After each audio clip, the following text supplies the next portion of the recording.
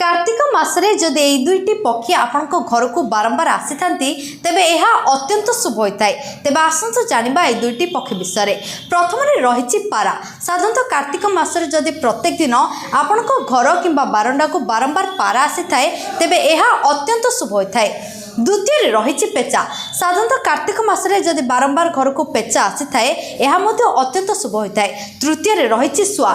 साधारणतः घर को आसवा शुभ होता है। तेबे ये तीनोटी पक्षी जदि बारंबार कार्तिक मासरे स्वतंत्र भाव आसी था आपण घर को शुभ खबर आसी था।